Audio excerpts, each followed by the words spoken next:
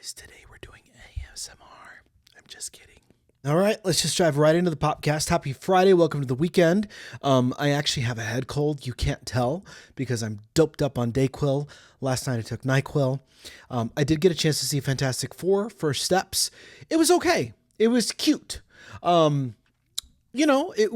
I would say it was really emotional. Marvel does great emotional storylines, but as a parent, I was like, oof, this it was a tough one to watch for me, but the special effects were amazing. I thought the new Fantastic Four cast was amazing, but I'm still loyal to the OG Fantastic Four cast. I love Jessica Alba as the Invisible Woman, Chris Evans as Johnny Human Torch, whatever his name is, Johnny Storm. Anyway, I just like that. That's what I grew up with. So this one was good, though. Pedro Pascal did a good job as Mr. Fantastic. Very, very brilliant mind. I still stand by Superman. I think it's just a gorgeous film. Gorgeous devours cute. If you don't know, that's a New York reference.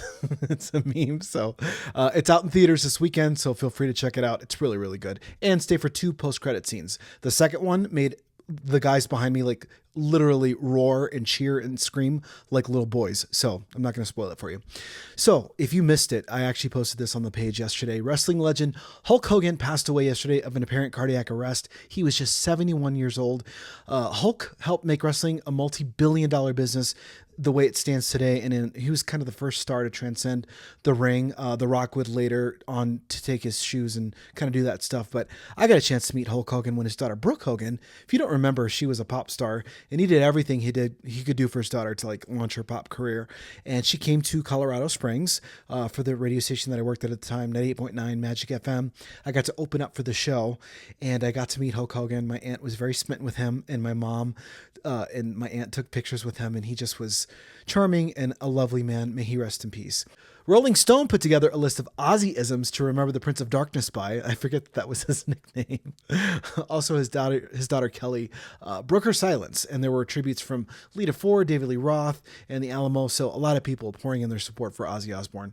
Winona Ryder says she's surrounded by young women who are having weird stuff done to their faces. She didn't name anyone in particular. Who do you think she's talking about? I mean, if you look at any young celebrity, they're using fillers and Botox, and I don't understand because they're young, beautiful, like fresh faces. People my age should be doing that. 45. Me and Kim should be doing that. I think Kim does it. The White House hit back at South Park for skewering President Trump in a statement. They said the show hasn't been relevant in 20 years and has, quote, no authentic or original content.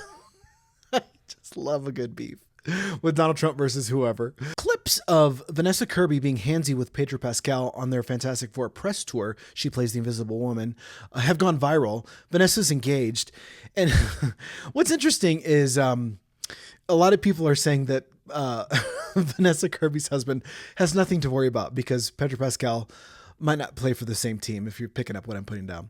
A new Air Bud movie is in the works and expected to hit theaters next summer. It's called Air Bud Returns. How original.